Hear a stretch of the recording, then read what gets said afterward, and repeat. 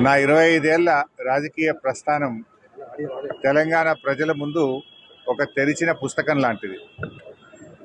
సరే, గత కొంతకాలంగా మా పార్టీ పైన, అదేవిధంగా నా పైన కొన్ని రాజకీయ పార్టీలు చేస్తున్నటువంటి వ్యాఖ్యలనే వారు కూడా చేయడం జరిగింది.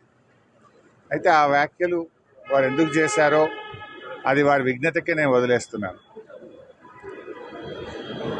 కేసీఆర్ గారి నాయకత్వంలో గత 2.5 దశాబ్దాల కాలంగా ఒక క్రమశిక్షణ కలిగిన కార్యకర్తగా రాష్ట్ర సాధనలో, రాష్ట్ర అభివృద్ధిలో నేను చూపిన నిబద్ధత, నా పాత్ర అందరికీ తెలిసినటువంటిదే.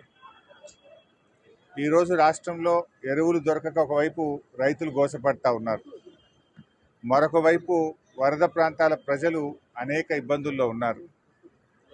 కేసీఆర్ గారు దశాబ్ద కాలం ఎంతో కష్టపడి నిర్మించిన వ్యవస్థలను, ఒక్కొక్క వ్యవస్థను ఉద్దేశపూర్వకంగా ఈనాడు రేవంత్ రెడ్డి గారి ప్రభుత్వం కూల్చేటువంటి ప్రయత్నం చేస్తూ ఉంది. సో ఇటువంటి పరిస్థితుల్లో కష్టాల్లో ఉన్న ప్రజల్ని ఆదుకునే విషయంలో, తెలంగాణ ద్రోహుల చేతుల్లో నుంచి ఈ రాష్ట్రాన్ని కాపాడుకునే విషయంలో మా దృష్టి అంతా ఉంటుంది. సో మేము ఈ రాష్ట్ర సాధనలో పోరాటం చేసిన వాళ్ళం, ఈ రాష్ట్రాన్ని కాపాడుకోవడంలో బాధ్యత కలిగిన వాళ్ళం. సో మా సమయాన్ని అంతా కూడా దాని మీదనే మేము వెచ్చిస్తాం.